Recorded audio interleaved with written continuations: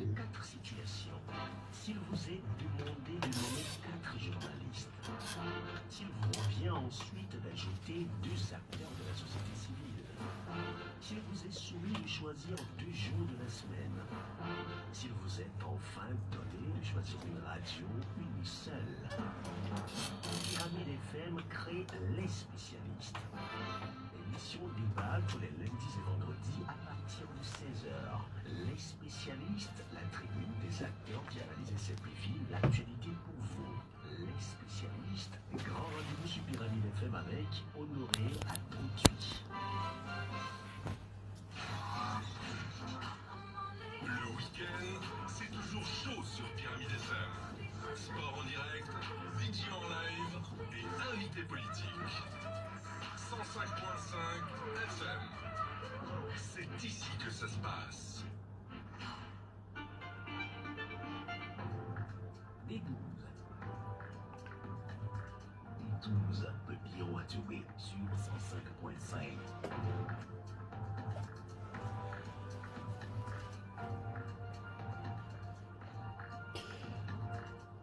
Heureux ceux qui traversent quotidiennement d'ouest en est la zone portuaire, ils sont courageux. Mesdames, Messieurs, bonjour et merci pour la fidélité au D12 de Pyramide FM. Si vous êtes obligé d'emprunter la nationale en direction de Lomé ou des quartiers est de la ville, vous vous rendez compte de la mise à rude épreuve des nerfs, des conducteurs. Les travaux de réfection en cours pour fermer la bouche aux géants nids de poules du port font trembler les pieds des taximens et utilisateurs d'engins motorisés. Par ces temps de vie chère, dû en partie au coût élevé du carburant, il va sans dire que les autorités doivent commencer par penser à comment passer par la zone portuaire sans rencontrer en chemin les gros camions et éviter les bouchons. Une solution existe. Elle a pour nom le boulevard Félix Houphouët-Boigny prolongé à Zoroba en passant par Kagome près des rails pour allier Baguida, Kogan et plus loin, Agbavi ou Agbata.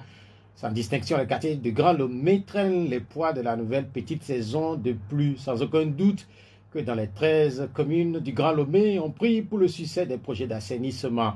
Au Togo, ce ne sont pas les projets qui manquent. Le chef de l'État a d'ailleurs cette semaine défendu à Dubaï, au sommet des leaders mondiaux, sa vision d'un État stratège à l'horizon 2030.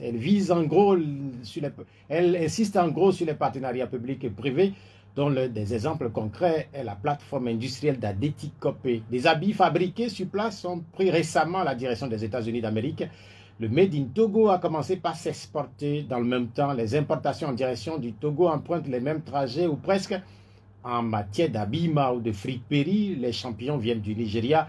Leur ambassadeur qui définitivement a Lomé. En souvenir, il a laissé aux Togolais le statut de grand travailleur. Quelle est la part de la diplomatie de la réalité au quotidien? En vérité, les Togolais bien connus en Guinée ou encore au Gabon restent-ils de grands travailleurs? Dans un monde en crise, le travail est lui-même entré en crise depuis 2 semaines.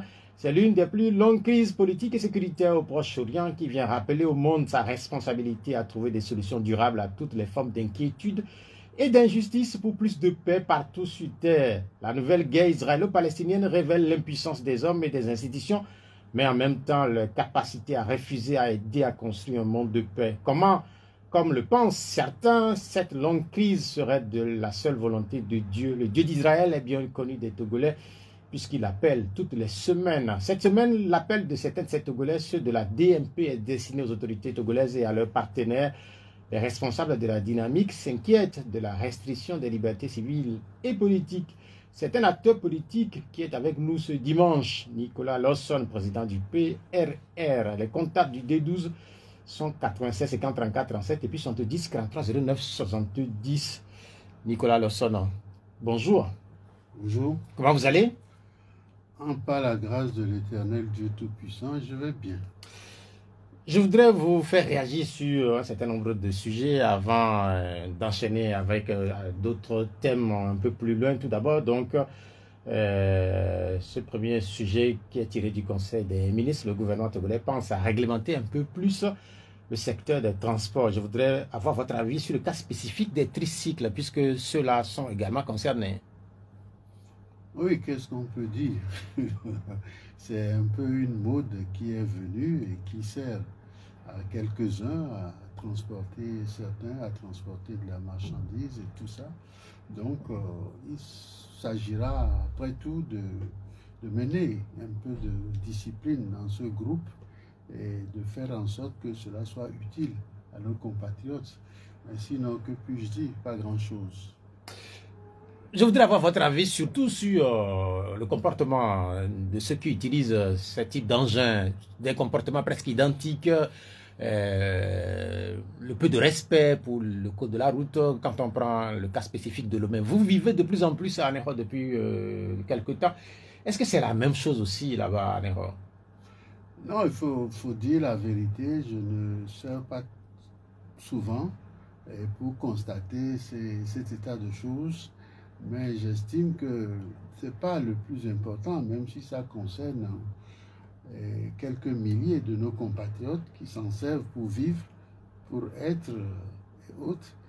Tout ce que je peux dire, c'est que nous ayons là, actuellement, ou demain, une organisation plus responsable, plus disciplinée et mieux concentrée sur ces problèmes de ces compatriotes qui utilisent ce mode de déplacement pour vivre. L'essentiel, c'est que l'homme soit heureux, l'homme soit content et que cela serve à la discipline et à l'organisation d'une société plus performante. Et je ne sais pas si c'est encore le cas, mais nous trouverons une solution parce qu'il y a toujours des solutions à tous les problèmes. C'est un problème, c'est une réalité. Et il nous revient demain de trouver des solutions pour que cela ne desserve pas les uns et cela ne soit pas un chaos pour notre société. Quand on parlait de notre société, sans doute que certains ont souvent pensé que le gouvernement ne se préoccupe pas très souvent des Togolais, de leur situation. Mais là, sur cette situation spécifique des transporteurs, c'est une préoccupation que le gouvernement prend en compte. Est-ce que pour vous, c'est un acte que vous applaudissez ou pas? Voyez-vous, nous devons maintenant, parce que nous sommes entrés dans une nouvelle mutation. Il y a une première mutation qui nous a amenés jusqu'au début des années 90, la conférence nationale et la suite. Maintenant, nous sommes entrés dans une nouvelle mutation qui est plus risquée et qui est plus dangereuse si nous ne prenons garde de faire en sorte de considérer le bien-être des hommes et des femmes de ce pays. Et si nous ne faisons pas attention à ce que la discipline règne dans notre société et que les Togolais ne soient pas déçus de leur vie quotidienne et tout, et alors là, ce serait très dangereux. Mais dans le cas où nous aurons en place des institutions solides, des hommes responsables et connaissant très bien ce qui se passe, la mutation qui est en cours, là où ça nous conduit et les disciplines nécessaires pour notre société pour sortir du chaos dans lequel nous vivons depuis des années, nous pouvons maîtriser notre avenir. Et le plus important, c'est cela, c'est-à-dire maîtriser notre destin, maîtriser notre présent et maîtriser notre avenir. Donc toute politique publique ou sociale doit tendre à cela. Et je pense que nous pouvons y arriver parce que les Togolais, ils aiment quand il y a de la discipline, quand il y a de l'ordre, mais il faut aussi de la justice, beaucoup de justice, de responsabilité de la part des uns et des autres.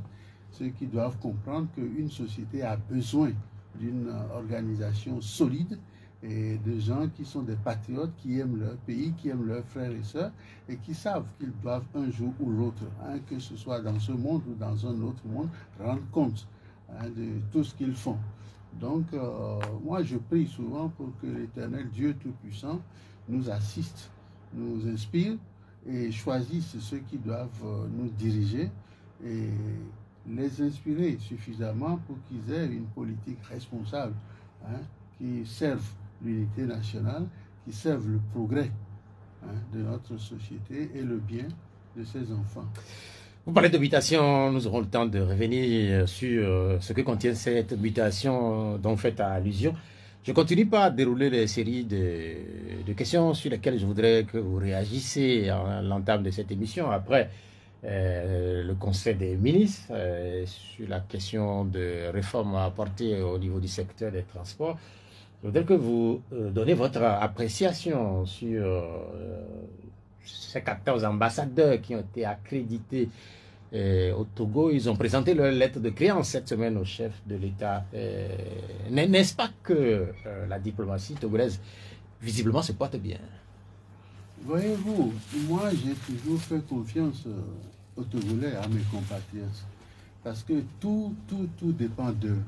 Ce n'est pas leur travail, leur sérieux, leur patriotisme que ce pays peut se construire dans l'ordre, dans la discipline, pour assurer le bien-être de chacun et faire en sorte que notre société soit une société non seulement disciplinée, organisée, mais de prospérité, où les enfants de cette nation se sentent bien chez eux et agissent, travaillent et fassent tout pour que notre destin soit un destin d'un peuple heureux, hein, où nous nous aimons et que nous sommes unis et que nous construisons ensemble, hein, cette nation dans laquelle nous nous sentirons mieux, hein, les uns et les autres, et que les uns ne se sentiraient pas lésés par rapport à d'autres, et que d'autres n'utiliseraient pas leur médiocrité, leur méchanceté et autres pour servir, hein, des étrangers au détriment des enfants de la nation. Donc c'est vers ça que nous devons tendre, l'unité de cette nation, hein, parce que le Togo est un pays qui a toujours été reconnu comme un pays discipliné, de travailleurs, hein, et le progrès, tu vois, il y a eu l'unité, le progrès, donc deux piliers sur lesquels nous devons nous reposer pour construire notre présent et notre avenir. Si c'est ainsi, vous verrez que ce pays, comme le souhaitaient nos dévanciers, serait l'ordre de l'humanité. Est-ce que c'est cet ordre de l'humanité sur lequel veulent se greffer un certain nombre de pays où veulent, oui, comme ce que je viens de citer, je crois que sur cette liste, on a par exemple la Namibie, les Pays-Bas, et la Suisse, j'en passe. Non, nous avons fait nos études également dans ces pays. J'ai travaillé à Amsterdam, j'ai travaillé à Sonesta, à Amsterdam et tout. J'ai travaillé également chez Mozambique, en Suisse, et j'ai fait beaucoup de pays européens. Donc j'ai vu la fondation de ces sociétés, leur organisation et un certain nombre de pratiques qui ont fait que ces pays ont de la réputation, hein, et le progrès humain se sent là-bas, le progrès économique et social également. Donc si nous pouvons tirer quelque chose de ces expériences-là pour bâtir notre société, ce serait bien. Et on ne peut pas y arriver sans une certaine expérience donnée. Et c'est pour ça que l'Éternel Dieu Tout-Puissant fait en sorte que certains parmi nous sortent et vont confronter leur cervelle avec celle de ces habitants de ces pays-là et tout, pour acquérir un certain nombre de connaissances et voir les pratiques et tout, pour venir construire nos pays. Est-ce qu'en édition, par rapport à ce que je viens de dire, ils sont 14 en venant ici, est-ce qu'on peut dire que la diplomatie togolaise se porterait bien? Non, vous savez, jusque-là, en fait, je ne peux pas dire cela. Il faut être honnête avec soi-même et avec ses frères et sœurs. Je ne peux pas dire cela. La propagande et puis le laisser, regardez-moi, voyez ce que je fais, etc. Ça n'a aucune espèce d'importance sur le concret dans la vie de tous les jours de chaque citoyen. Progrès comme une amélioration de ses conditions de vie et autres et tout. Donc ce que je souhaite avant tout, c'est que ce qui est fait à l'intérieur de ce pays soit unité, plus de discipline, plus d'ordre, plus de progrès. Et c'est possible, parce que nous en avons les moyens, hein, par rapport aux ressources naturelles que l'Éternel nous a données et aussi par rapport à notre être nous-mêmes. Nous sommes considérés comme un peuple travailleur, discipliné et autres. Dans le passé, ça a été le cas. Pourquoi ce ne serait plus le cas? Donc, il faut une organisation, une structuration de notre société qui permette d'aller vers plus d'unité, vers plus de progrès, vers plus d'ordre, hein, et de, je ne sais pas, le reste, ce serait de la propagande si les Togolais ne sentent pas cela. Donc, vous, particulièrement, vous ne sentez pas... Vous parlez des Togolais, vous, personnellement. Je peux vous dire très sincèrement... Le rayonnement du Togo à l'international, par exemple, vous, personnellement, à l'interne, vous ne le ressentez pas? Non, du tout. Du tout. Il n'y a aucun rayonnement aujourd'hui de notre pays. Comprenez? Nous avons eu la chance d'assister à une période, hein, et à une autre période, et maintenant à la période que nous vivons actuellement. Hein. Personne ne peut venir vous dire aujourd'hui que le Togo se porte mieux aujourd'hui qu'hier, alors que ça devrait être le cas. Le Togo devrait être mieux aujourd'hui qu'hier. C'est ça le progrès. C'est ça le vrai progrès. Si hier, hein, est mieux qu'aujourd'hui, il y a un problème. Et c'est le cas. Il y a un problème. Donc je souhaite que ce pays retrouve, hein, sa normalité, un pays uni, hein, et un pays dans lequel chacun des compatriotes constate un véritable progrès économique, social, hein, une certaine fraternité au-delà de tout cela. Sur la question du progrès, on peut peut-être, vous le concédez, puisque chacun peut voir le progrès à sa porte ou pas, mais sur la question de l'unité, quand vous prenez le Togo de Senkassé à Lomé, visiblement les Togolais, ils sont unis. Là. Vous savez, le Togolais est extraordinaire. Je peux lui trouver des défauts et autres, mais ce sont des personnes qui ne sont pas, hein, des va-t-en-guerre, qui ne sont pas mauvais si la situation ne les conduit pas à cela. Ouais. Donc, le Togolais aujourd'hui, est-ce qu'il est plus content hier que par rapport à aujourd'hui, ou il est plus content aujourd'hui que par rapport à hier? Nous constatons tous que notre pays, il y a eu une certaine dégradation, un abaissement de notre pays et tout, et que certains individus tirent leur profit et permettent à des étrangers de mieux vivre chez nous que nous-mêmes. Et ça, vous pouvez aller au marché, demander aux Togolais s'ils se sentent bien, s'ils n'ont pas, je ne sais pas comment qualifier cela, s'ils ne sont pas plus ou moins mal à l'aise par rapport à certains étrangers qui sont chez nous comme chez eux et qui ont des meilleures conditions de vie et tout. Les gens vont vous le dire, que même s'ils ont des problèmes avec certains étrangers, ils vont dans nos trucs commissariats ou autres, ce sont les étrangers qui ont raison, qui triomphent, ainsi de suite et tout. Alors que moi, j'ai vécu dans tellement de pays et j'ai jamais vu ça, même en Afrique, sans parler de l'Europe et tout. Donc, nous devons faire des efforts considérables pour que le Togolais se sente heureux chez lui et que nous nous sentions plus fraternels, plus unis, plus disciplinés. Hein? Nous sommes des travailleurs, nous aimons travailler, nous aimons notre pays et nous voulons que ce pays puisse croître, se développer et que nous soyons bien. Quand vous dites que le Togolais est travailleur, là, vous donnez raison à l'ambassadeur nigérian qui a quitté notre pays et qui a fait ses adieux aux autorités en disant que le Togolais est un grand travailleur. Oui, mais c'est un fait. Et quand vous constatez une réalité, vous n'avez pas la capacité ou vous n'avez pas le truc de dénier cela et de dire que c'est pas vrai. C'est ça qui est la réalité. Le Togolais, partout il passe, il est considéré comme discipliné et travailleur. Partout. Et chez lui, pourquoi il ne le serait pas? Il l'est. Maintenant, est-ce que les résultats de sa discipline, de son amour pour sa patrie, c'est-à-dire son patriotisme et tout, est-ce que ce résultat-là, il l'a? Il ne l'a pas. Et c'est ça qu'il fait qu'il est souvent malheureux et qu'il se rébelle s'il le faut, hein, qu'il conteste s'il le faut, parce qu'il a envie que cela soit mieux et que le produit de son travail se constate et que cela lui profite à ses frères et sœurs et profite à ses enfants. Il y a certains qui situent au sein de, quand on parle du Togolais travailleur, au sein de la situation en deux périodes. Il y avait les périodes des années avant 90 et puis après les années 90.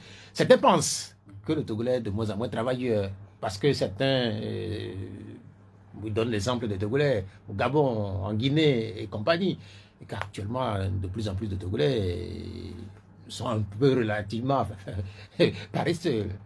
Non, ils ne sont pas devenus paresseux par plaisir.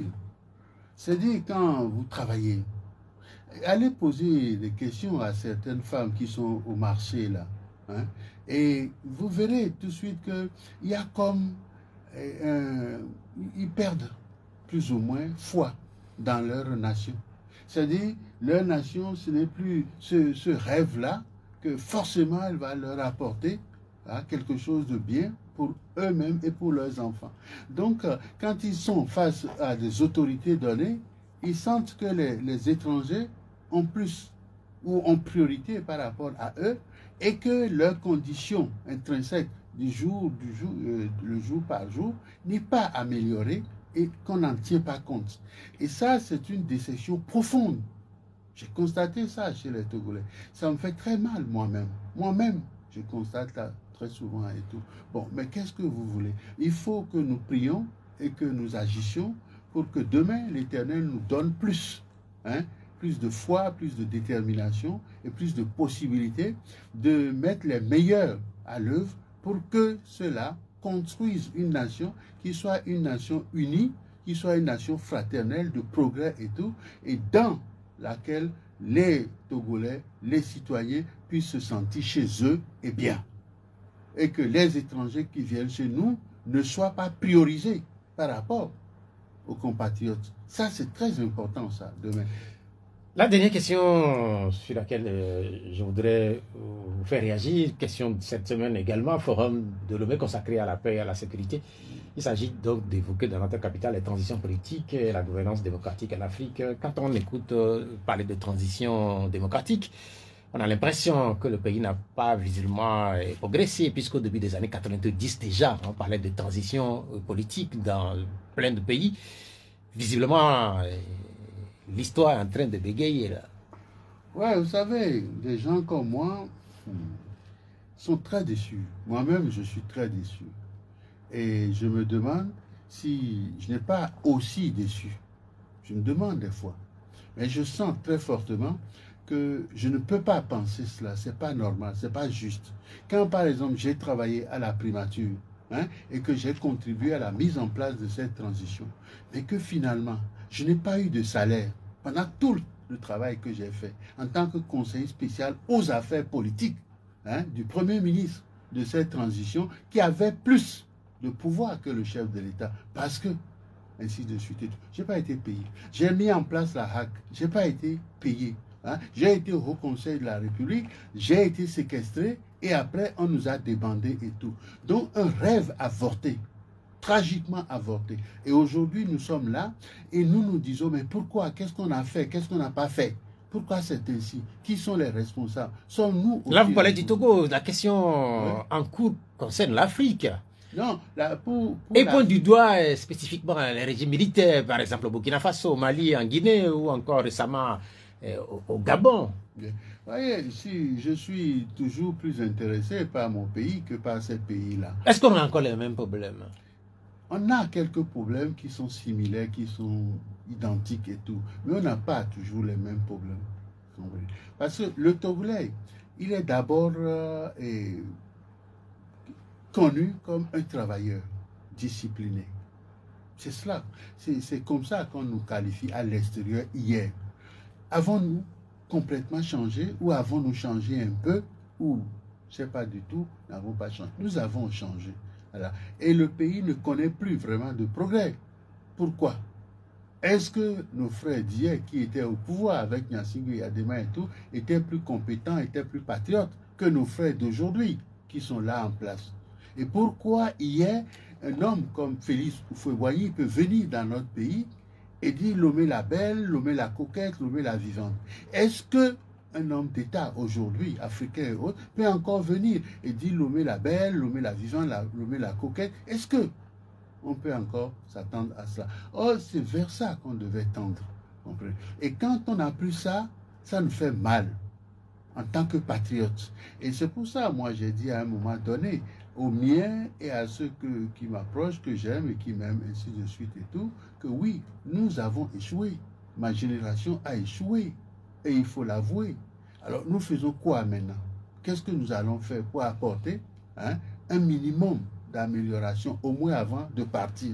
C'est à cela que moi je réfléchis et certains autres aussi réfléchissent, ainsi de suite et tout. Est-ce que nous en prenons la direction? Je n'en sais rien. J'en sais rien. Parce que je sais ce que je peux faire et je sais ce que je veux. Mais je ne sais pas ce que peut Mais je repose la question pour ce qui concerne le continent africain. Ouais. Dans les années 70-80, on parlait abondamment de coups d'État. Et puis après, il y a eu les années 90 avec l'entame des processus démocratiques un peu partout.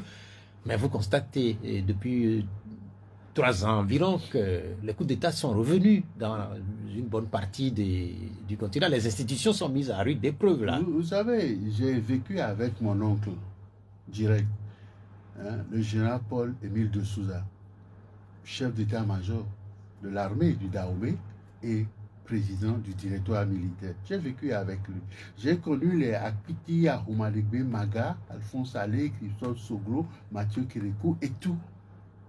Je les ai connus au Dahomey. Et c'était l'époque où il y avait des coups d'État répétés également et tout. Même mon oncle a failli être tué par le commandant, comment il s'appelle. Bon, mais je suis venu ici, j'ai frotté avec Gnassingbé Yadman, je l'ai connu, je l'ai approché. Il y a eu beaucoup de discussions entre nous et tout. Et j'étais au Ghana, j'ai mis au pouvoir. Mais je parle des coups d'État là, j'ai le son Nicolas. Oui. Je parle des coups d'État qui sont revenus. J'arrive à ça. Oui, on sait que par exemple au Bénin, par exemple l'histoire des coups d'État, cette page, elle est tournée depuis le Bénin en démocratie d'une certaine manière, même si on porte des critiques sur cette démocratie-là. Ouais. Mais nous avons des cas concrets ces dernières années avec les intrusions des militaires. Ah oui, comment est-ce qu'on peut expliquer que... Parce qu'il y a une défaillance vis-à-vis d'une catégorie d'hommes d'État qui sont venus.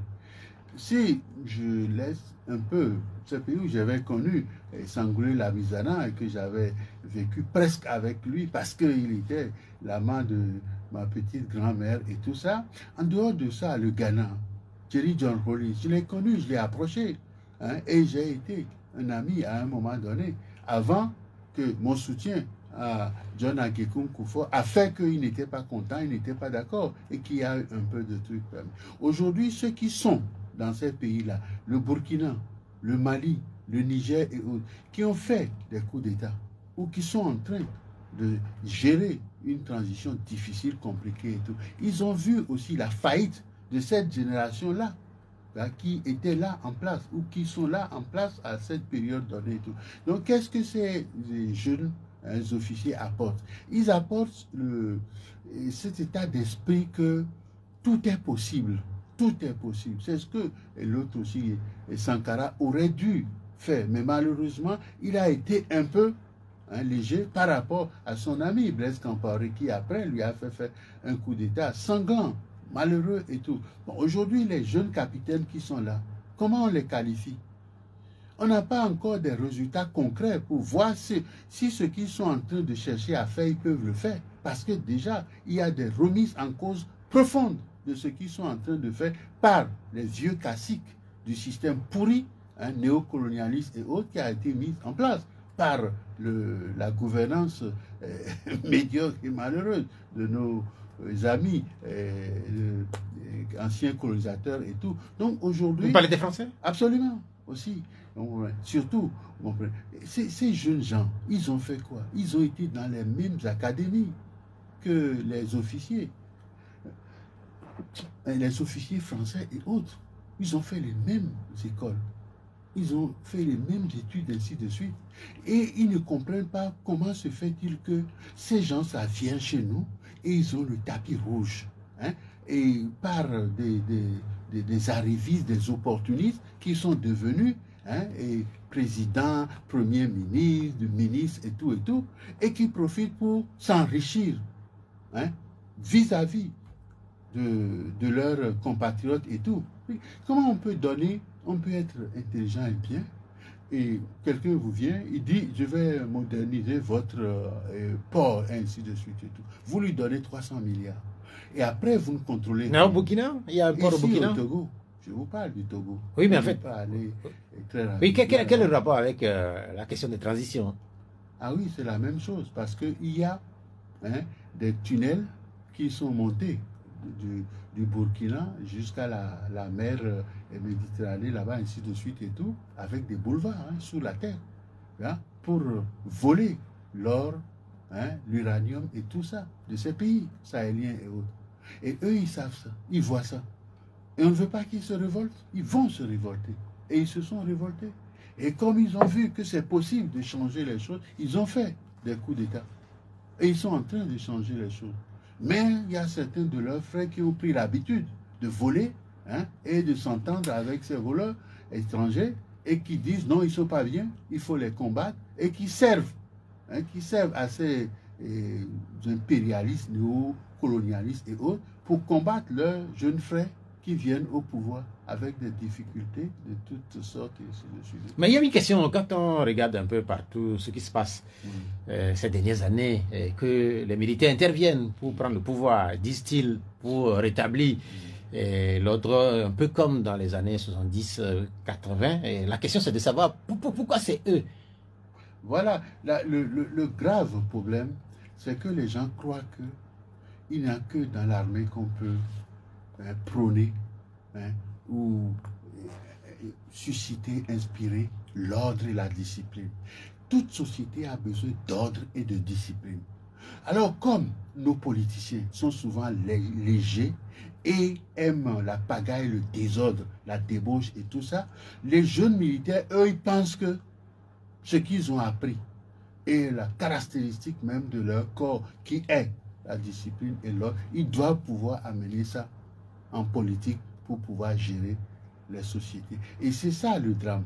Chaque citoyen, chaque politicien doit comprendre qu'aucune société ne peut progresser, ne peut se développer sans ordre et sans discipline. L'ordre est indispensable. La discipline est indispensable. C'est capital pour développer une société. Donc, fatalement, les civils qui ne comprennent pas le sens qu'il faut et pour la fondation qu'il faut pour une société, c'est-à-dire l'ordre et la discipline pour aller vers le progrès et tout. Donc, le militaire, lui, puisque c'est ça qui fait même le corps de son métier et de son existence et tout, il dit, ah oui, c'est moi qui dois venir pour restaurer l'ordre et la discipline. Mais ce n'est pas lui, forcément. C'est pas lui. Tout politicien qui veut diriger un pays, une nation et tout, doit comprendre que l'ordre et la discipline sont essentiels pour qu'une société puisse connaître le progrès et se développer. Donc, c'est ça qui fait qu'en Afrique, on est encore à ce niveau-là. Il faut maintenant apprendre aux politiciens de comprendre que l'ordre et la discipline sont indispensables pour le bien-être du corps social et pour le progrès de cette société-là, ainsi de. Dès que les politiciens vont comprendre cela et qu'ils vont l'adopter et se soumettre à cela et faire en sorte que la discipline et l'ordre soient irrigués au sein du corps social et que cela règne dans la société et tout, vous verrez que les militaires ne vont plus penser que c'est eux qui sont responsables pour cela. Sur la question de transition, le forum qui a lieu à Lomé, il faut dire que ce forum est organisé donc par le Togo. Est-ce que vous êtes surpris que le Togo organise ce sommet? Mais le Togo envoie toujours des messages contradictoires. Si vous voulez cela, pourquoi vous n'agissez pas en conformité avec ce que vous voulez? C'est-à-dire, vous avez des slogans et vous n'agissez pas selon vos propres slogans. C'est-à-dire, le Togo, il y a des gens compétents dans ce pays.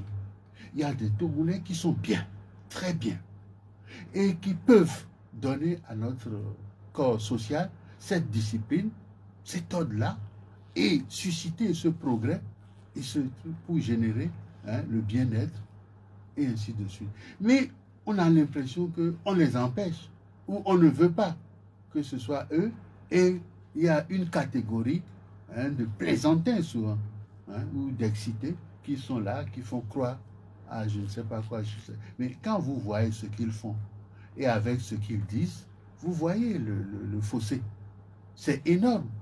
Est-ce que ce pays aujourd'hui, on peut dire qu'on est président, on est premier ministre, on est président de l'Assemblée, on est je ne sais pas quoi, et qu'on ne sait pas que Losso Nicolas, il ne ment pas en disant qu'il n'a pas été payé quand il a travaillé. Non, mais en fait, mais quand vous revenez souvent sur cet épisode-là, est-ce que ce n'est pas du passé? Non, ça ne peut pas. Mais qu'est-ce que vous réclamez? La justice. Non, mais qu'est-ce que vous réclamez? La justice, vous comprenez? La justice et le respect de l'autre. Parce que si j'avais eu à être payé pour le travail que j'avais effectué et que j'ai effectué dans d'autres circonstances et tout, j'aurais... Non, mais en fait, Ouais. concrètement, Ouais. je vous ai posé une question, mais vous me parlez de vous personnellement. Là, Est-ce je que- viens pour moi-même parce que si Non, tu mais est-ce que n'as- vous avez faim? hein, Est-ce que vous avez faim? si j'ai pas faim, c'est pour ça que je peux pas aspirer à la justice.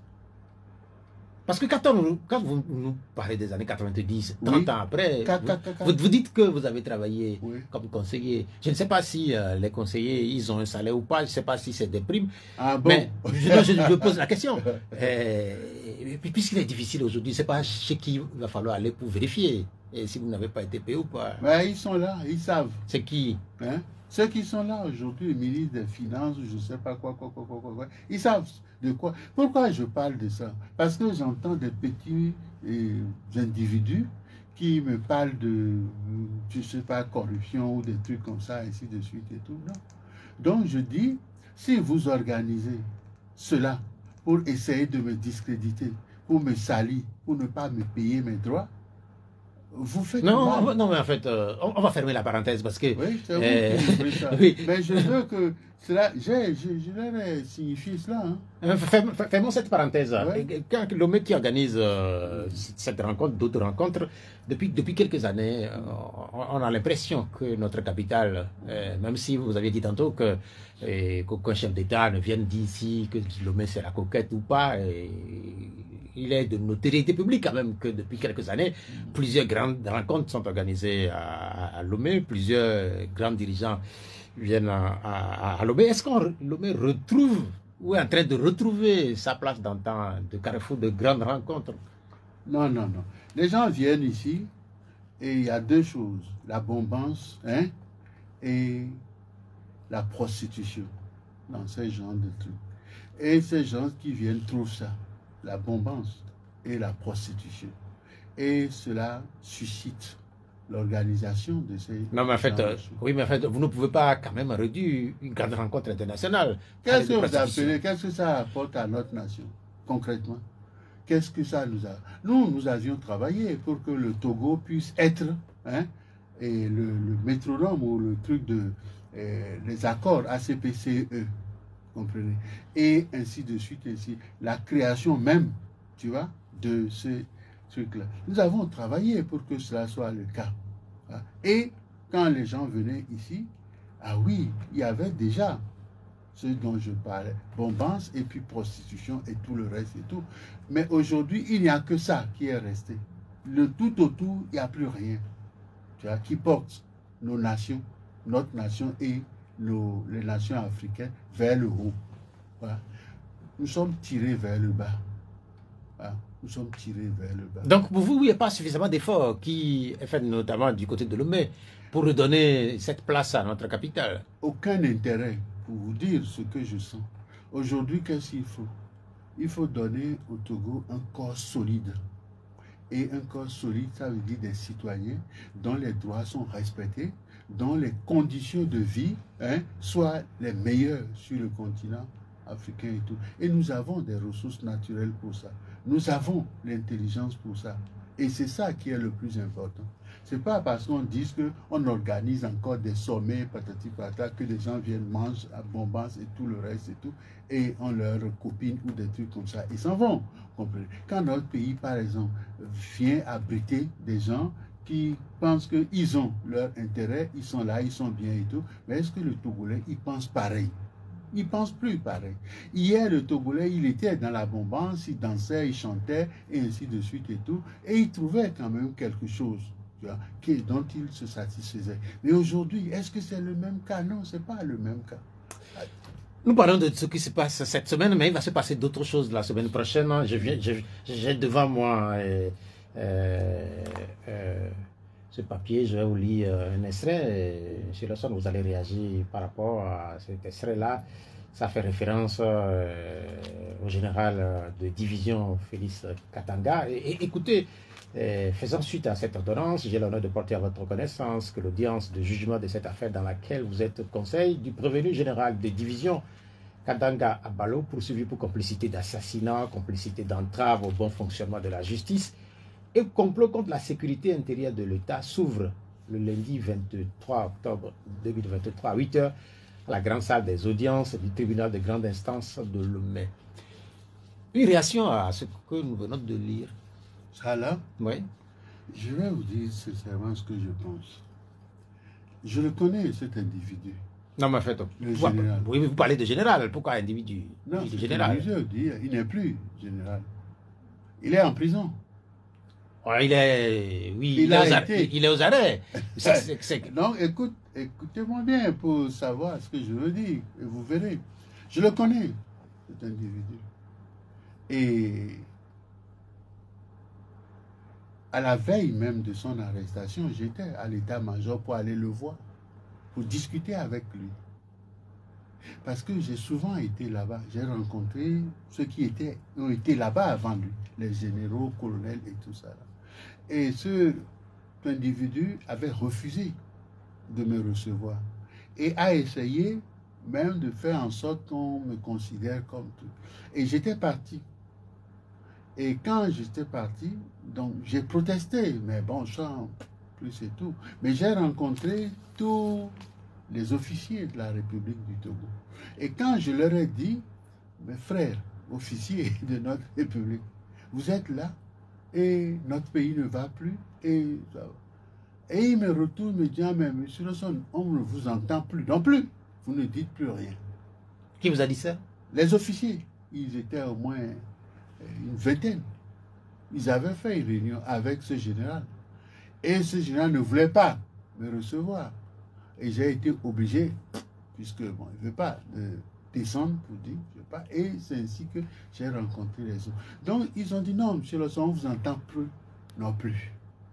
Et j'ai dit, mais puisqu'on dit que j'insulte chaque fois quand je sors, alors, pour ne plus insulter, soi-disant, je me tais un peu pour voir ce qui va se passer. Ils disent, non, vous n'insultez pas. Je dis, vous êtes sûr? Ils me disent oui. Alors je dis, je vous sers le point. Et je les ai tous salués. Et on a rigolé un peu. Et j'étais parti. Sur la question de ce procès qui s'ouvre là, est-ce que vous êtes surpris? Parce que ça doute que dans plusieurs milieux, on est surpris quand même. Oui, que ce général qui est connu dans ce pays. Comme oui, mais en fait, vous ne pouvez pas dire qu'il n'est pas connu quand on a été chef d'état-major. Vous savez ce qu'il a fait. Vous savez qui il est. Oui, mais en fait, moi je ne veux pas savoir forcément dans ah non, ce qu'il a fait. Mais si, par exemple, mais quelqu'un qui a été chef d'état-major, oui, général. Oui. Oui, mais ce n'est pas n'importe qui quand même. Il n'était pas le seul. Ça, on le sait. Hein? Les Tidjani, les Bonfo et autres ont été chefs d'état-major de notre République. Est-ce que c'était des gens bien? Les gens vont dire certainement oui. Et d'autres vont dire ah non. Vous comprenez? Donc, c'est selon ce que vous avez fait. Ouais. Et qui vous a nommé. Et pourquoi il vous a nommé. Mais ce n'est pas un autre chef d'État qui est venu le dégommer. C'est le même chef de l'État qui l'avait nommé, qui l'a dégommé. Pourquoi il l'a dégommé? Et pourquoi vous pouvez penser que, ah oui, il n'a pas raison de le dégommer? Mais qui a dit qu'il n'a pas raison de le dégommer? Qui a dit ça? Dans ce cas, vous allez défendre ce général. Non, mais en fait, mais vous avez dit que... Vous avez parlé d'abord d'individus. Oui. Et puis moi, j'ai trouvé quand même que c'était excessif. Non, ce n'est pas excessif, c'est un individu. Nous venons de passer avec vous, Nicolas Lawson, président du PRR. Nous avons passé 45 minutes déjà et que nous avons encore 45 minutes à passer avec vous. Oui. Les auditeurs vont animer cette partie avec moi en proposant des questions et leurs préoccupations. Nos numéros sont 96 50 34 37. 96 50 34 37 et puis 70 43 09 70. Boga Koudoyo, c'est lui qui est à la technique. Il se chargera de me faire passer les appels dans le direct qui vous seront donc soumis. Il y a d'abord cette réaction-là de l'auditeur qui dit Nicolas Lawson devient de plus en plus vieux. Il a quoi? C'est une réaction d'acuité. Il vous regarde là sur la vidéo. Donc, une réaction que non, il dit que vous devenez de plus en plus vieux. Qu'est-ce qu'il appelle vieux? Moi, je ne sais pas. Peut-être qu'il a vu la couleur des cheveux. Bon, vous n'avez pas de cheveux là, les moustaches. Oui. Je ne suis pas vieux. Moi, je me dis, je suis de plus en plus jeune. Ah, Moi, je me sens Ah, de plus en plus vous êtes de jeune. plus en plus jeune. Oui, je me sens- Au contraire de ceux auditeurs qui pensent que vous êtes de plus en plus vieux. Oui. Vous nous, Et ils se trompent. vous nous expliquerez cela dans un instant, puisqu'on me dit qu'il y a déjà quelqu'un qui est en ligne, Ah, qui il passe n'y a un pas peu. de problème. Allô, bonjour. Vous êtes à l'antenne. Gérard, allez-y. Je vous salue.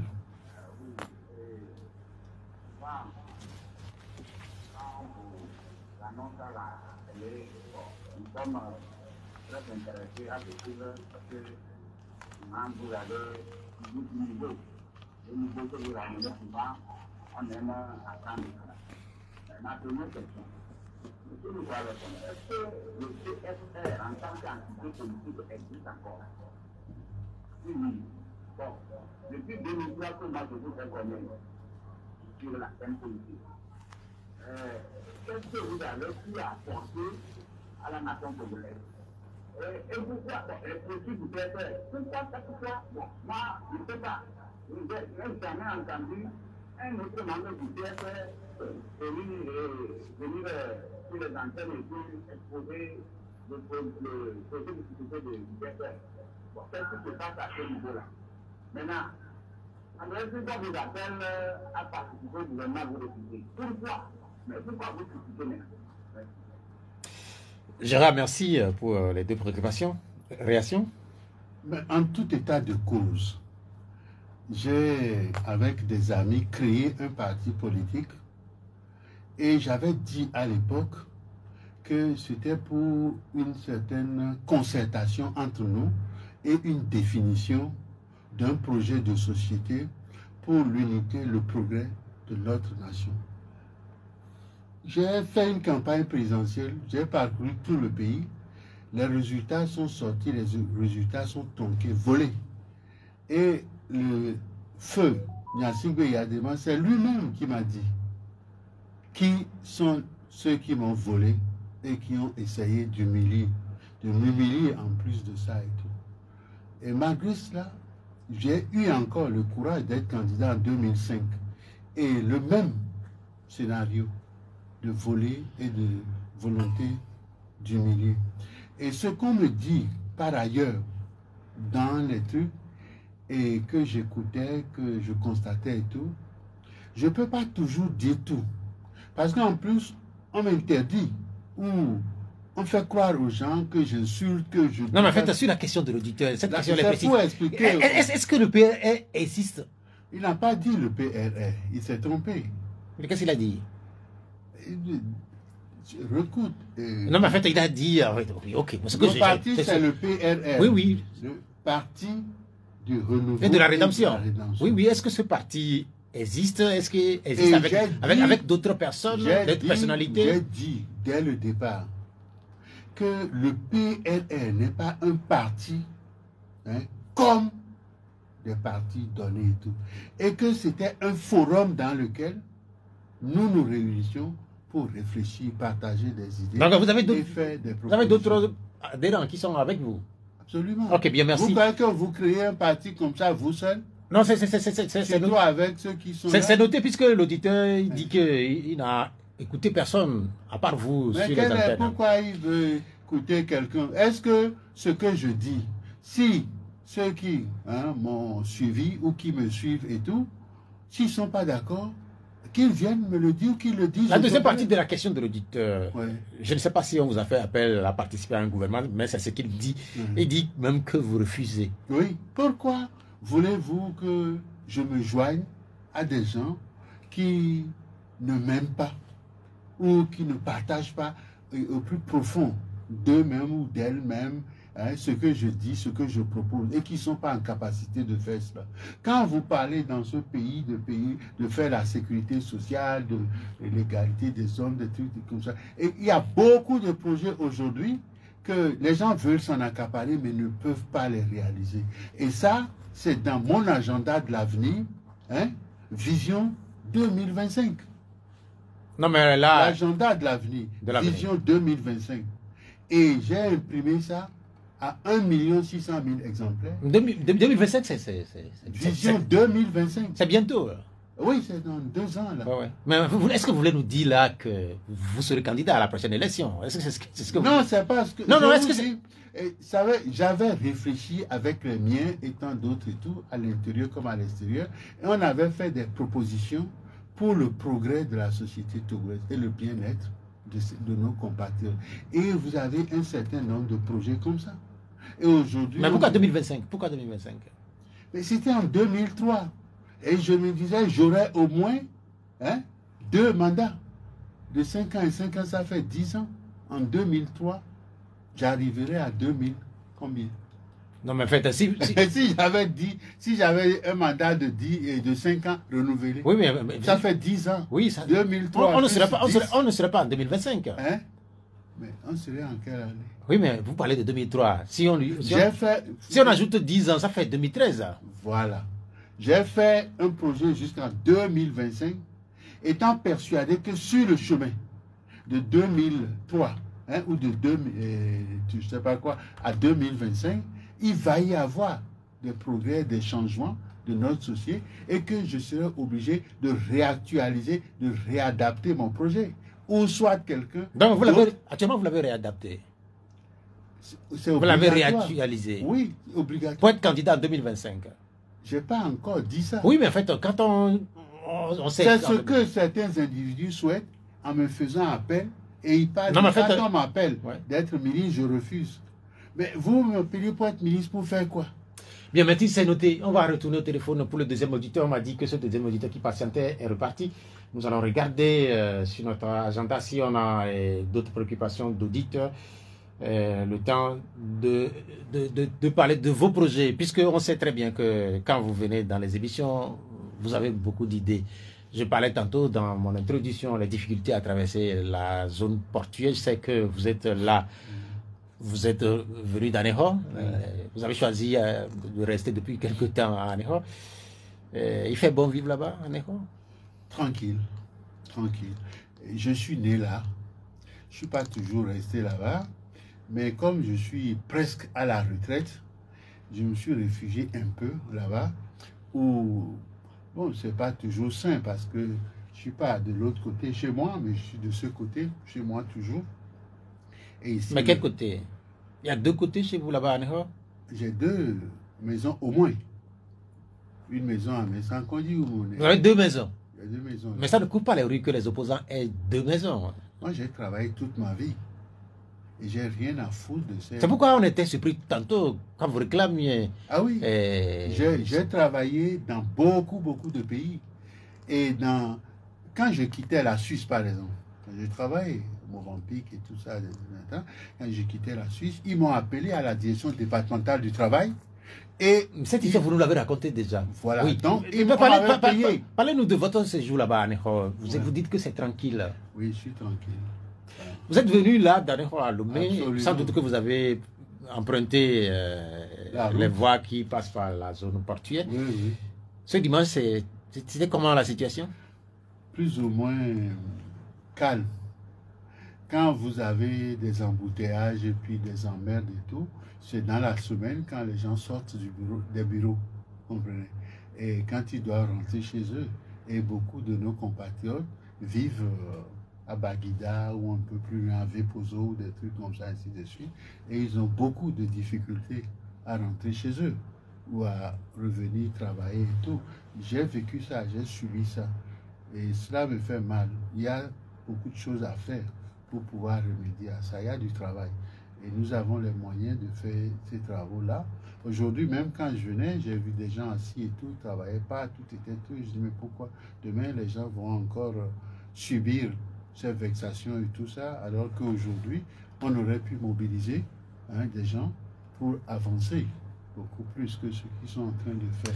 Mais je ne vais pas trop m'éterniser là-dessus et je prie beaucoup pour que, excusez-moi, l'Éternel nous assiste afin que nous puissions avoir non seulement les imaginations, les moyens, les initiatives et tout, pour mieux reconstruire notre nation. Depuis vous parlez de prière, je ne sais pas, c'est pas nouveau aussi cette position que vous adoptez quand vous parlez de prière. Des fois, On a l'impression que Dieu ne vous écoute pas là. Dieu? Oui, puisque depuis que vous avez commencé par prier pour le Togo, ça fait quand même un bon bout de temps. Oui. Mais vous priez les mêmes requêtes relativement. Oui. On a l'impression comme Je si... suis pas fatigué, je ne veux pas me fatiguer. Sur la route qui va chez vous à Nehor, Oui. en cause, il y a eu ce nid de poule que beaucoup n'ont pas compris. Comment cet invité-là, au beau milieu de la chaussée, comment est-ce qu'on peut l'expliquer? Non, les travaux ne sont pas bien faits. Ok, regardez cette phrase-là. On me dit qu'il y a quelqu'un qui est là, qui brûle d'envie de vous parler. Allô? Allô? Oui. Bonjour, monsieur. Oui, bonjour. Bonjour. Votre nom? Vous ne savez pas ce que Oui, Papa Sodina, allez-y. je salue monsieur le président. Je vous salue aussi. S'il vous plaît, j'ai tous les soirs, non? Je n'ai pas tous les soirs depuis le début, quoi. Donc, je ne sais pas si quelqu'un avait déjà posé cette question. Au cours d'une émission avec monsieur Jacob Haman, vous avez dit que l'esprit est présent. Donc, le pays vous reçoit en tant que président d'un homme du pouvoir. Ok, puisque vous êtes là. Non, c'est-à-dire, les gens font leur définition des mots ou des attributs, ainsi de suite et tout. Donc, si j'avais dit à l'époque que c'est pas ça l'essentiel pour moi et qu'il fallait pas me considérer tel que lui il conçoit celui qui doit être opposant et comment il doit être, ce qu'il doit faire, ainsi de suite et tout. Maintenant, je ne sais pas, globalement, si cette question a une utilité aujourd'hui. Hein? Et si je peux me définir encore comme opposant ou pas opposant. Je dis, je suis un patriote avant tout. J'aime ce pays et ce que je cherche avant tout, c'est le bien-être général de notre population et le progrès économique et social de notre nation, de notre pays. Donc, ce qui est important pour moi, c'est pas d'être avec ce pouvoir-là ou d'être contre ce pouvoir et d'être donc un opposant. Ce qui est important pour moi, c'est que comment se sentent mes compatriotes chez eux, sur la terre de nos aïeux. Est-ce qu'ils sont heureux? Est-ce qu'ils sont bien? Est-ce qu'ils ne sont pas bien? Et quels sont leurs problèmes? Et comment on peut régler leurs problèmes?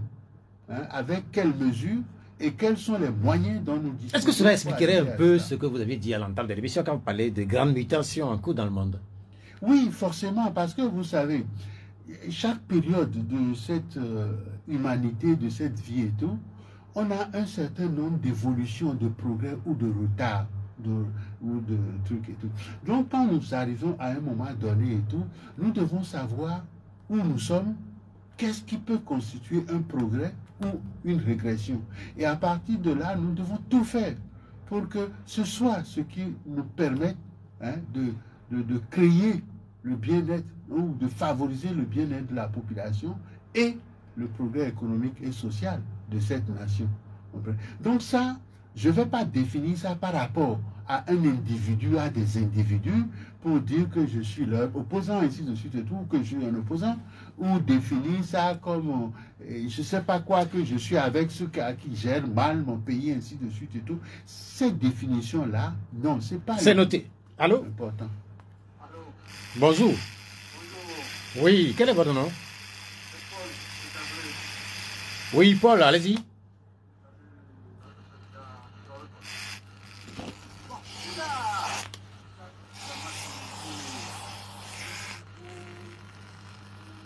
Paul, bougez-vous un peu là parce qu'on a du mal à vous. Ah, ouais, bougez un peu le téléphone.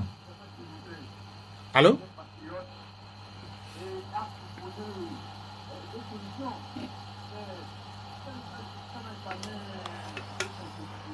On vous entend mal, je ne sais pas pourquoi.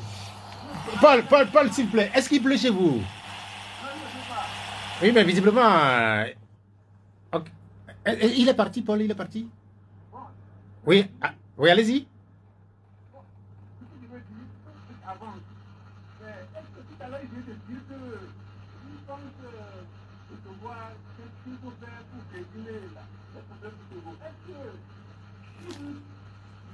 sont les problèmes. Est-ce que le changement l'a fait encore venir par lui? Ah, vous avez compris? Non, je n'ai pas bien compris. Moi aussi. Mais le dernier là, est-ce que si on me dit les problèmes qui se posent dans ce pays et tout, est-ce que je peux les régler? Ou quelque chose comme ça, non? J'ai pas bien entendu. Mais si c'est comme ça, sinon, bon, il revient. Hein, ou bien. Paul, vous avez la possibilité de revenir hein, parce que on avait eu du mal à communiquer. Donc, il y a cet extrait-là que je voudrais vous proposer. Il y a Simon qui dit, quand j'ai écouté M. Lassane dire que le rêve du Togo a été avorté, ça m'a rendu triste. Vous avez dit ça, oui? Oui, absolument. Oui.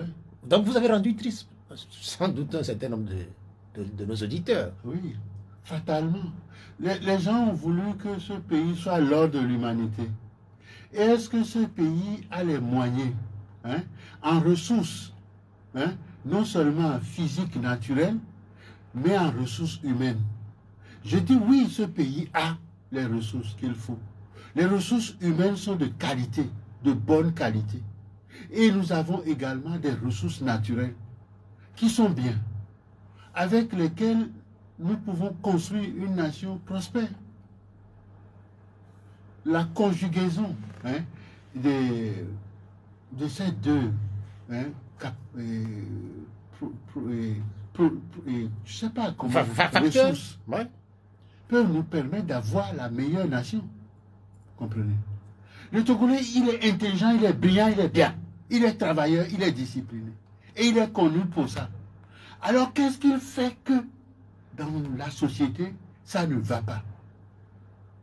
Pourquoi ça ne va pas? Donc ce sont là vos questions. Oui. Il y a un de ces auditeurs qui est là. Peut-être que c'est Paul qui revient, on verra. Allô? Bonjour. Oui. Monsieur? David. Ok, David, allez-y. Bonjour. Moi, je vous trouve un homme très compétent. Mais quand votre position que vous faites, ça ne dépend pas encore. Et aussi, vous n'êtes pas à tête de pays. Comment est-ce qu'on va faire pour que le Togo avance? Parce que moi, je vous vois très compétent, même surtout que le Congolais commence à monter au Togo, on ne sait pas encore. Comment est-ce qu'on va faire? Même des missions pour vous. Donc, si arriver au pouvoir, pas élection au Togo, moi, je ne vois pas. Parce que les gens se conduisent avant. Comment on va faire? Je vous dis une solution. Merci. Ouais. Il n'est pas le premier à me poser cette question, mais il me pose ça publiquement. Il y a une lourde responsabilité de la part de nous tous. Et nous devons agir pour que notre pays connaisse ce progrès-là. Nous sommes en charge forcément de la destinée de cette nation. Et nous devons agir, penser, agir, nous aimer, faire les efforts, les sacrifices et tout, pour que notre nation ne continue pas de vivre cette tragédie d'aujourd'hui. La misère, des trucs. Nous avons donné 300 milliards à un individu qui n'a même pas fait l'université. Et il prend 86 milliards pour construire un troisième quai branlant, hein, et les 214 milliards, il détourne ça. Et nous sommes partis chercher savoir et tout, nous avons su nous chercher. Et puis après, celle qui a présidé le tribunal, qui a convoqué ce type-là, hein, et qui l'a mis en examen, et qui l'a traduit en correctionnel, la Cour. Et un de nos compatriotes qui vient nous dire que ça ne nous regarde pas, c'est une affaire franco-française. Mais est-ce que le gars a volé les Français? Est-ce que c'est l'argent de la France que le gars a volé? C'est notre argent qu'il a volé. La question de l'auditeur, c'est sur les propositions que vous faites. C'est vrai que ça fait des années que vous faites des propositions. Mais pourquoi, par exemple... Est-ce que vous allez être fatigué de faire des propositions qui ne sont pas... Vous allez continuer par à faire des propositions? Mais bien sûr, j'en fais. Et on me dit, il faut qu'on m'invite pour me demander... J'ai fait des trucs jusqu'en 2025. Maintenant, qu'est-ce que je fais jusqu'en 2030 pour que... je les appelle, bon, ça, pour qu'elles s'en servent pour faire quoi? Hein? Pour faire quoi? Ça dit... Non, on a compris. Hein? On a compris. Allô? Allô? Oui, bonjour. Oui, bonjour, c'est Gérard qui me vient. Oui, Gérard, oui. Oui, bon, M. Nicolas Lassane c'est le PRR, ce n'est pas le PFR comme vous l'appelez. D'accord. Je reviens toujours en 2003.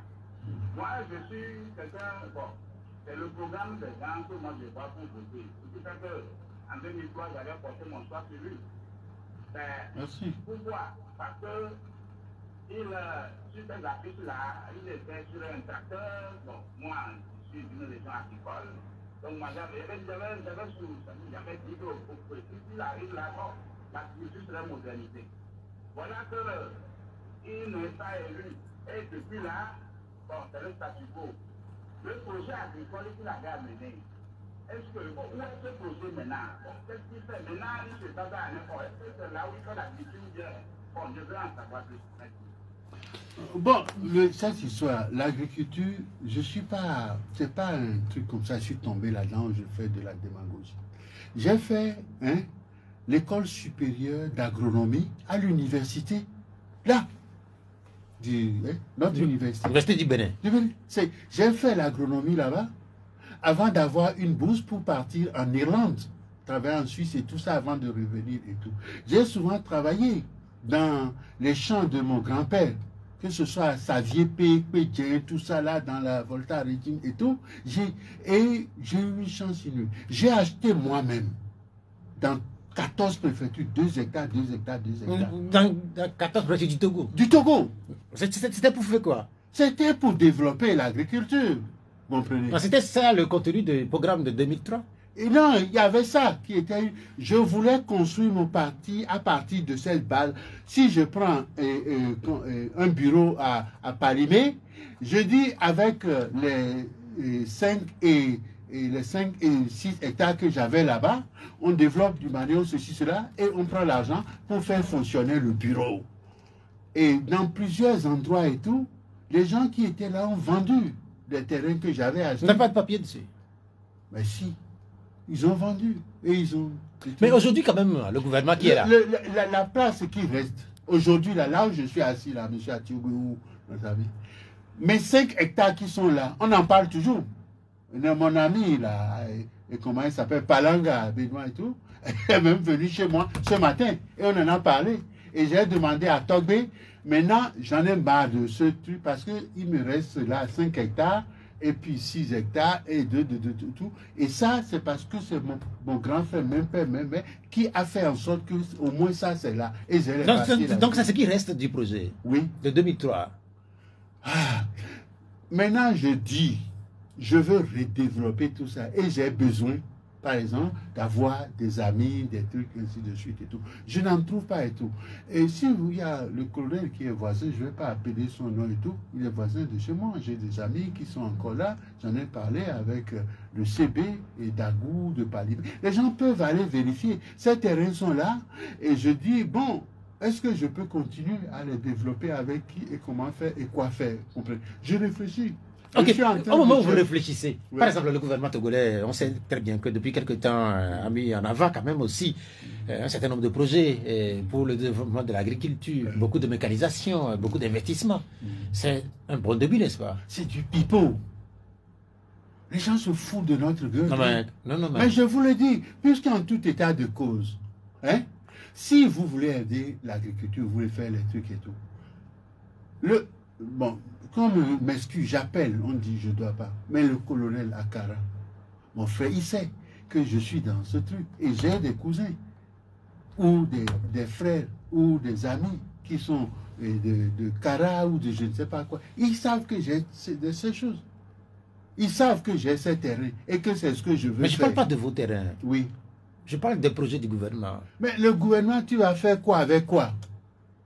Si tu n'as pas des gens compétents, qualifiés, capables, sur lesquels on a dépensé l'argent du Togo, hein, pour l'œuvre. J'ai été formé à l'école d'agronomie au départ. Je vous dis ça. C'est avec... Non, mais vous me l'avez dit. En fait, oui. ma question, c'est de savoir quelle est votre vision ou bien votre réaction par rapport à tous ces projets que porte le gouvernement depuis quelques années. On sait très bien que... Mais Pipo, pourquoi... Vous ne croyez pas? On a compris. Je dis, on me vole. Non, on me vole. On a compris. Mes salaires me volent tout. Même mes terrains et tout ça. On a compris. Hein? Allô? Mais... Oui, s'il vous plaît. Allô? Oui, une question pour... Oui, quel est votre nom? Kofi. Oui, Kofi, allez-y. Bonjour, Président. Bonjour. Aussi. J'aimerais savoir si le président de le chef de l'État vous donne aujourd'hui le port autonome de Lomé, de gérer. C'est pour 5 ans. Est-ce que vous allez accepter d'y aller? Non. Parce que si vous ne travaillez pas, Oui. c'est-à-dire si vous ne faites pas vous ne vous donnez pas de preuves, donc tout ce que vous êtes en train de dire, nous allons dire que bon, c'est toujours la théorie. Si vous voulez, je peux vous amener, vous allez, j'ai dit maintenant je veux vendre mes terrains là qui sont entre Agou, Palimé et tout. Et si je vends ça, je vais compléter l'argent que j'ai mis en place pour aller acheter 51,5 hectares hein, dans le Ziola pour faire de, comment on appelle ça, l'élevage de certains poissons et tout, et puis faire un développement agricole. La pisciculture? La pisciculture, créer une nouvelle ferme là-bas et tout. Je suis venu même à Lomé aujourd'hui pour ça. Les gars, ils me disent, ils vont m'aider à vendre ça. On ne m'aide même pas à vendre ça. Aujourd'hui encore, ils sont venus. Non, mais en fait, la question de l'auditeur, Ouais. on fait un peu de la science-fiction. Ouais. Vous êtes agronome, Ouais. mais on vous donne le port. Non, le port, c'est pas ce que Ok. je veux. On vous nomme ministre de l'Agriculture. Non, je veux pas ça. Mais qu'est-ce que vous voulez? Je veux redéfinir un nouveau projet pour le développement global de ce pays. Parce que nous sommes arrivés à un point où la mutation qui était en cours a changé. Et il y a un certain nombre de choses qui doivent être faites. L'éco, c'est-à-dire qui est le franc CFA nouveau, il faut que nous mettions ça en place. Le Togo doit être, tu vois, le centre de ça. Donc nous devons au moins créer ici au Togo, et ça ne doit plus être produit ou fabriqué, je ne sais pas quoi, en France, le franc CFA. Ça doit être fabriqué ici chez nous en Afrique occidentale. Et le Togo doit pouvoir y contribuer et tout. Bon, voilà. Donc, moi, ce qui me... je veux participer à ça, à la définition et au lancement d'une nouvelle monnaie. D'une nouvelle monnaie. Vous pensez que le Togo doit jouer être au centre? Doit être carrément au centre. Au centre. Oui, mais en fait, le Togo... Nous avions oui, mais le Togo, c'est un petit pays quand même. Mais mince, la Suisse, c'est un grand pays. Oui, mais en fait, quand, par exemple, vous regardez ce qui se fait du côté d'Abidjan ou du côté de Dakar... J'ai travaillé à Abidjan, j'ai travaillé chez Carissi à Abidjan. Oui, mais dans la zone UMOA, oui, mais le Togo... Nous sommes champions, c'est pour ça que vous avez la BOAD ici, vous avez l'autre banque là, nous avons 3 ou 4 banques sous-régionales ici. Alors pourquoi on ne serait pas au cœur de ce projet-là?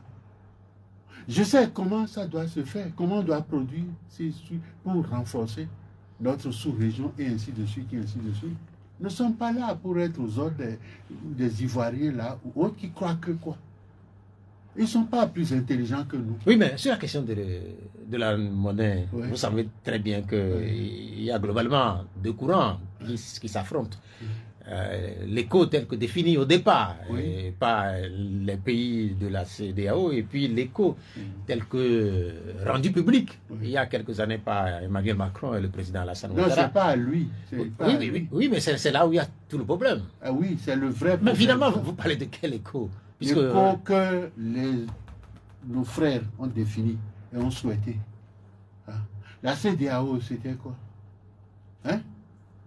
Et non, il avait vu Gowon. Ils ont pensé à quelque chose. Ils ont voulu quelque chose. Et il y avait un début, le truc qui est fait.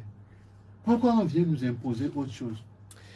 Bien, merci. Nous allons retourner à une vieille question sur le trou géant, là, au niveau du port autonome de Lomé. Vous aviez dit que les travaux étaient mal faits. J'avais dit gardez votre réponse pour la suite. Est-ce que vous pouvez maintenant continuer? Vous savez, c'est un petit travail, ça. Vous comprenez? Ce qui est là, c'est pas insurmontable. C'est un petit boulot. Et nous pouvons refaire ça très rapidement. Vous comprenez? Et mobiliser nos compatriotes pour faire ça. Parce que le port est un élément essentiel, tu vois, de notre économie nationale. Nous allons remoderniser notre port et nous allons lui assurer d'autres et tout. C'est pour ça que j'ai été content pour que notre pays ne soit pas en de très mauvais termes avec le Mali, ainsi de suite et tout. C'est une bonne chose parce que les Maliens et nos frères du Niger et autres, ils ont de l'uranium, ils ont de l'or en abondance à gogo, vous comprenez?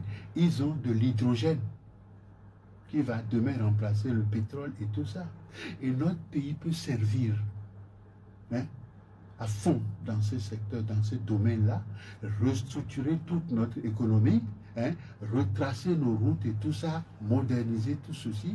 Et le port de Lomé l'a grandi et tout. Et nous avons la chance que c'est un port en eau profonde. On peut ainsi de suite et tout. Donc, il y a une politique globale qui peut se faire pour permettre à nos frères du Niger, du Mali et tout, de se développer et utiliser notre port hein, comme le centre nerveux de l'économie sous-régionale. Donc nous avons la capacité, en structurant tout ce que je suis en train de dire là, de devenir le centre névralgique du développement sous-régional. C'est le rôle là que nous pouvons jouer. C'est à notre dimension. Nous en sommes capables. Je connais plein de nos compatriotes qui sont dans les universités, que ce soit aux États-Unis, en Europe ou ailleurs, qui sont capables hein, d'inventer un certain nombre de trucs pour pouvoir développer tout ce que je suis en train de dire là. Donc, c'est pour ça que je dis, si on cherche à me marginaliser et tout, c'est une grave erreur. Un dernier auditeur. Oui. Peut-être une dernière question, allô? Allô? Oui, bonjour. Bonjour, M. Ferro. Oui, votre nom? Salut, invité, M. Nicolas. Oui. Bonjour, M. Président. Oui, votre nom? J'appelle David Lebon. Oui, allez-y. Monsieur le Président, une question. Aujourd'hui, nous voyons que vous avez des programmes bien établis. Et nous savons aussi que notre pays est malade de cinq dirigeants. Voilà, si on peut le dire ainsi. Et concrètement, c'est comme si les prédécesseurs l'ont déjà dit. Qu'est-ce que vous pouvez faire? Qu'est-ce que nous pouvons faire pour que ce pays décolle bien concrètement? Parce qu'aujourd'hui, on en a marre. On en a marre, monsieur le Président. C'est quelque chose de concret. Vous pouvez un tout petit peu de que nous sommes. Merci. Bien, merci Kokou pour l'intervention. Vous savez, ce que je pouvais faire, j'ai commencé à le faire. J'ai pris ma voiture, je suis parti jusqu'à Pia, où j'ai rencontré M. Fognassiwi, où je lui ai dit, je viens pour vous apporter mon aide. Et je souhaite que nous puissions travailler comme des frères pour pouvoir y arriver. Parce que il y a un proverbe chez nous qui dit alors nous deux tout ainsi de suite et tout. Moi, je ne vous considère pas comme un truc. Je vous considère comme un petit frère. Et vous êtes en place. Le général Nyassigo Yadima, je l'avais connu, mais il était entouré d'un certain nombre de gens qui ne voulaient pas que nous coopérions et tout. Et ça n'a pas été possible jusqu'à ce qu'il soit pas. Vous êtes là aujourd'hui. Et moi aussi, je suis en train de vieillir. Je vais partir. Non, mais vous avez dit tantôt que vous étiez très jeune.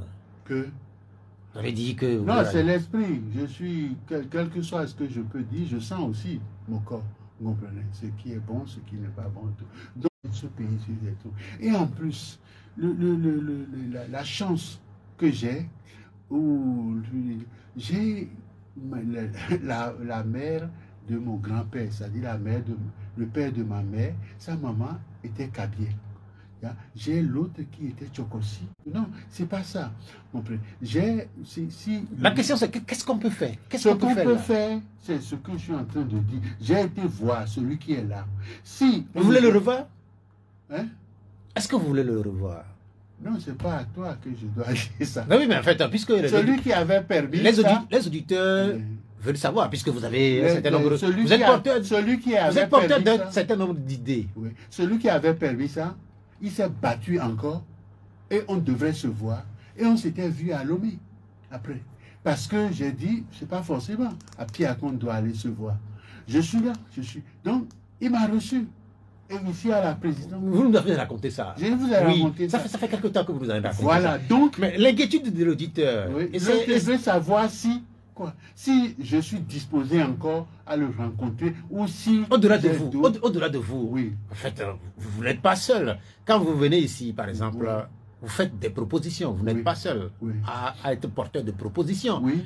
Et puis après, on fait quoi? C'est ça en réalité Mais la vous question. ne pouvez, mon frère, vous ne pouvez rien faire si vous n'avez pas les moyens pour... Si vous êtes maçon, vous devez travailler avec les truelles, les trucs, etc. Si vous n'en avez pas, vous aurez du mal. Donc là, vous prêchez dans le désert. Oui, c'est tout. Est-ce que lui qui est là, président aujourd'hui, est-ce qu'il veut véritablement que je fasse ce que je dis? S'il le souhaitait, qu'est-ce qui l'empêche? Les petits gris-gris ou des trucs de ces femelles, des trucs comme ça ne peut pas empêcher ça. Vous comprenez? Si vous avez ce truc-là, et votre destinée, c'est de bâtir une nation, rien ne peut vous empêcher. Nous allons revenir sur des propositions dont vous êtes porteur. Vous avez dit tantôt qu'il faudrait avoir les routes. C'est vrai que l'OB est bien tracé. Mais quand vous rentrez dans les quartiers, avec cette nouvelle saison, cette petite saison de pluie, on a beaucoup de difficultés. Tantôt, je faisais une proposition en introduction en parlant de la route qui quitte nos plateaux, qui passe par Baie pour arriver à Zoroba, Kagome, pour déboucher finalement sur la nationale qui va vers Anejo. Cette route, visiblement, elle est méconnue. Mais, voyez, ce sont des petites réalisations qu'on peut faire très rapidement. Notre budget peut prendre tout ça en charge et faire exécuter cela le plus rapidement possible. Mais c'est une nécessité vitale pour la circulation dans notre capitale et tout ça. Si notre capitale était si appréciée dans le passé, c'est pour 2 ou 3 petites choses. Pourquoi depuis on a laissé cette capitale dans cet état? Les routes sont dégradées, les trucs ainsi de suite et tout. Vous comprenez? Ce sont des choses que nous pouvons faire avec notre... Mais ça va totalement dégradé. Ça aussi, il faudrait relativiser. Ils sont dégradés quand même. Non, pas totalement. Ces routes ont été faites il y a à peine 2 ou 3 ans. Ah oui, c'est vous qui constatez cela. Moi, la capitale que j'aimais, c'est pas ça que je continue à voir. Oui, mais elle était comment, cette capitale? Elle était belle, à un moment donné. Vous comprenez? Mais quelle année? Avant 2005, largement avant. Oui, mais le nombre de routes bitumées depuis 2005. Elles sont où ces routes-là? Oui, et elles servent à desservir quoi et quoi. C'est-à-dire quand vous construisez des routes, c'est pour les buts donnés.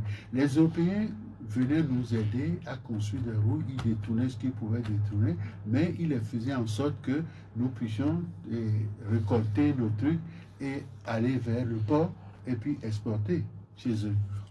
Nous, pourquoi on construit des routes? Pourquoi on fait ça? Je vais retourner chez vous à Anejo, puisque depuis un temps, vous avez pris votre quartier là-bas et vous avez un maire à Kérébourou, beaucoup parlent en bien de lui.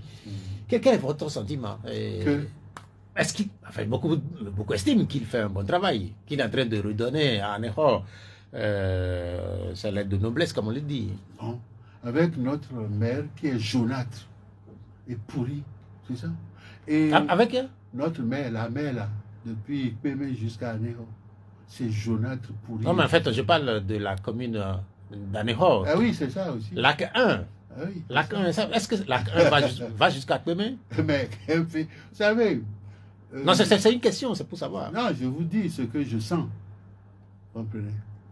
La mer là et tout. Oui, mais la mer, elle était là avant qu'on ait... C'est jaunâtre. Une mer n'est pas jaunâtre. Je suis d'accord. La mer était là avant qu'on ait le la mer ne doit pas être jaunâtre. Et puis, nos puits, tout ça là sont... Les gens à Pémé sont malades. Ok, retournons à Anejo, oui. Anejo ville. Oui. Est-ce que le maire à Kérébourou, il travaille ou pas? Moi, je ne vois pas. Je vous dis, au plus profond, je le connais très bien. J'en ai même fait mon adjoint quand j'avais créé la HAC et j'étais le rapporteur général. J'en avais fait. Puisque vous êtes à Anejo, je le connais très bien et je suis là. Je suis d'accord. Puisque Oui. vous êtes à Anejo depuis quelque temps. Depuis là, est-ce que vous l'avez approché? Peut-être pour lui donner des conseils. Quel conseil je vais lui donner? Je suis allé à Anejo pour faire quoi? Pour faire un extrait de mon acte de naissance, puisque je suis né là-bas. J'ai toujours fait ça là-bas. On me dit de payer 5 000. J'ai payé les 5 000. Et puis après 2 semaines, j'envoie quelqu'un pour retirer. On dit non, je dois encore payer. Et je dis, je dois encore payer. On me dit 7 500. Et pourquoi? On dit, ah oui, on a trouvé ça. Et on a transcrit ça, et ainsi de suite. Mais je suis né là-bas, mort de Dieu. Mais est-ce que c'est ça qui vous fait dire que le bain ne travaille pas? Est-ce que c'est suffisant là? Mais ça, c'est déjà suffisant pour me mettre malade. Bien, merci. Et me révolter. Il nous reste 2 minutes. Je sais que vous aimez parler de l'actualité internationale aussi. Ouais. Je sais que vous vous intéressez à ce qui se passe dans le monde. Vous avez dit que le monde est en mutation. Ouais. Et nous entendons des choses qu'on n'a jamais pensé entendre de notre vivant. On a eu la Covid, on a eu l'envahissement de l'Ukraine. Il y a ce nouveau développement au Proche-Orient avec la nouvelle guerre entre Israël et le Hamas. Quelle est votre analyse, brièvement, de ce qui se passe là? Je suis malade, j'ai atterri. Et je me dis, pourquoi cette épreuve lourde, terrifiante? Vous savez combien de gens meurent tous les jours dans notre monde civilisé d'aujourd'hui? Et pour quelle raison? Il y a des gens qui sont devenus des va-t-en-guerre, comprenez? On avait créé, hein, comment on l'appelle? Le prix Nobel de je ne sais pas quoi et tout. Et tout ça ne sert plus à rien. Des gens se lèvent pour dire... Vous pensez que les gens devaient se battre pour avoir le prix Nobel de la paix? Absolument. Mais aujourd'hui, ça n'a plus. Des gens qui se disent civilisés, ainsi de suite et tout, ils soutiennent qu'on fasse la guerre. Ils soutiennent qu'on tue. Ils soutiennent qu'on... On ne fait plus la promotion de la paix. Et ainsi de suite et tout. Pourquoi?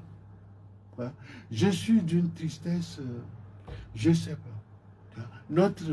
Depuis là, oh c'est triste, c'est malheureux. Nous sommes obligés de nous remettre à Dieu? Hein? Est-ce que nous sommes obligés, ou nous sommes forcés là, de nous remettre à Dieu, comme Oui. on le dit souvent? Je me remets souvent à Dieu, parce que je me sens, je ne sais pas. Vous n'avez plus de mots là? Oui, je ne sais pas quoi. Merci quand même d'être venu, Nicolas Lawson, président du PRR. Vous allez repartir chez vous à Ného. Je vous souhaite donc un bon après-midi. Je vous remercie infiniment et que Dieu, l'Éternel, Tout-Puissant, puisse nous aider le Togo à ce que ces enfants, les meilleurs parmi nous, soient promus et aient le courage, la volonté et la force de nous aider, d'aider notre pays à sortir de cette situation difficile. Merci beaucoup à Venceslas Bogakutuyo pour la mise en onde technique. L'émission sera rediffusée à 19h. Je suis Pierrot Athiobé. Au revoir.